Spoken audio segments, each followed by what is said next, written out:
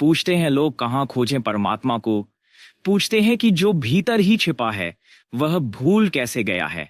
पूछते हैं कि जो इतना करीब है कि हृदय की धड़कन भी उतनी करीब नहीं, श्वासें भी उतनी पास नहीं स्वयं के, वह भी बिछुड़ कैसे गया है। जो मैं स्वयं ही हूं उससे भी विस्मृति कैसे हो गई है। और उनका पूछना तर्कयुक्त मालूम पड़ता है। प्रतीत होता है वे जो पूछते हैं ठीक ही पूछते हैं, और लगता है कि होना नहीं चाहिए था ऐसा। जो मेरे भीतर ही छिपा है उसे ही मैं नहीं जान पाता हूं। जो मैं ही हूं वह भी अपरिचित रह जाता है। तो फिर परिचय किससे होगा, पहचान किससे होगी, ज्ञान किसका होगा। जब पास ही छूट जाता है हाथ से तो दूर को हम कैसे पा सकेंगे।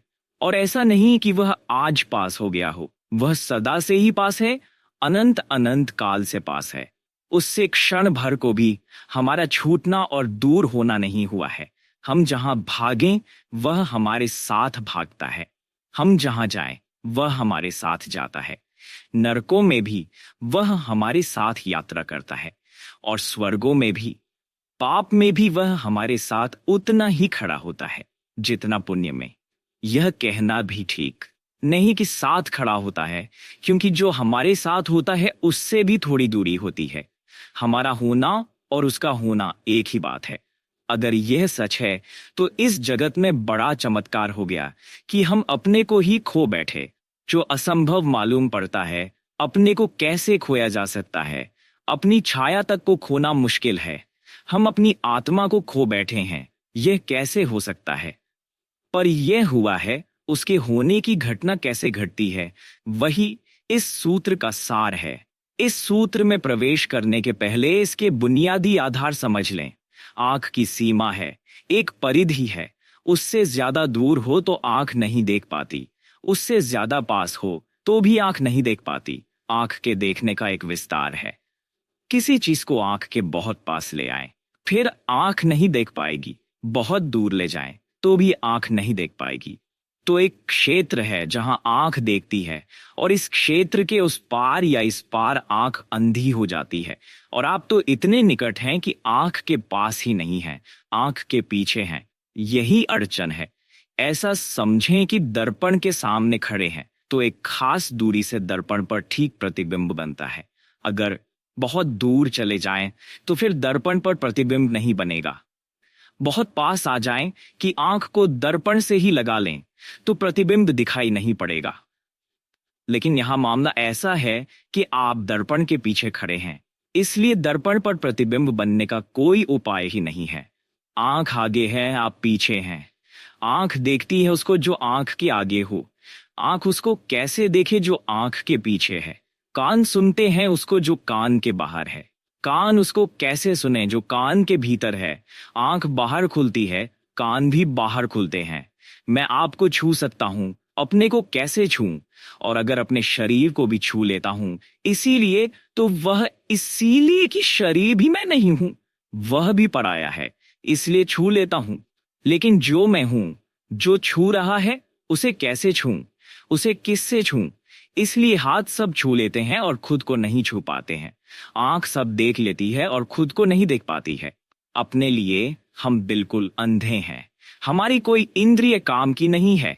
जिन इंद्रियों से हम परिचित हैं वे कोई भी काम की नहीं है। अगर कोई और इंद्रिय का उद्घाटन ना हो जो भीतर देखती हो, अगर कोई और आंख ना खुल जाए जो भीतर देखती हो, जो पीछे देखती हो, जो उल्टा देखती हो, कोई कान न खुल जाए जिस पर भीतर की ध्वनि तरंगे भी प्रभाव लाती हों, तब तक हम स्वयं को देख और जान और सुन न पाएंगे।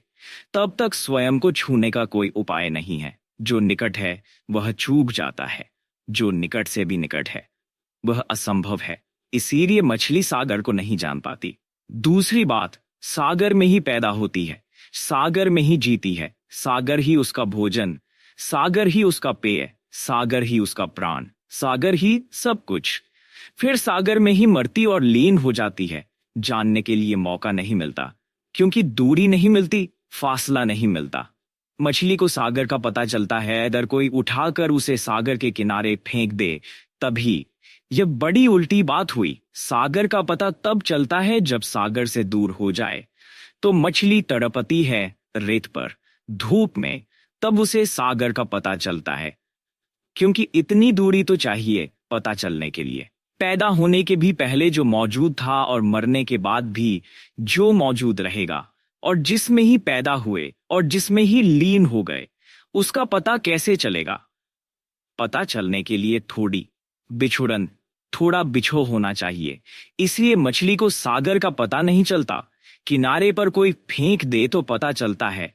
आदमी की और भी मुसीबत है। परमात्मा सागर ही सागर है। उसका कोई किनारा नहीं जिस पर आपको फेंका जा सके, जहां आप तड़पने लगें मछली की तरह।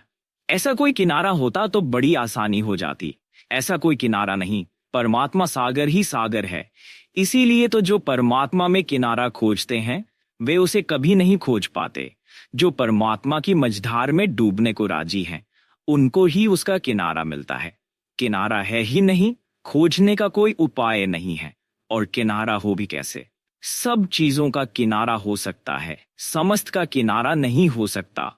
क्योंकि किनारा बनता है किसी और चीज से। नदी का किनारा बनता है, सागर का किनारा बनता है किसी और चीज से। परमात्मा के अतिरिक्त कुछ और नहीं है जिससे किनारा बन सके। परमात्मा का अर्थ ही इतना है कि जिसके अतिरिक्त और कुछ नहीं है। परमात्मा का मतलब कोई आकाश में बैठे हुए किसी व्यक्ति का नहीं है जो जगत को चला रहा हो। ये तो बच्चों की कहानियां हैं। परमात्मा से अर्थ है उस तत्व का जिसके अतिरिक्त और कुछ भी नहीं है। यह उसकी वैज्ञानिक परिभाषा हुई। परमात्मा का अर्थ है समस्त, सर्व, सब कुछ जो भी है।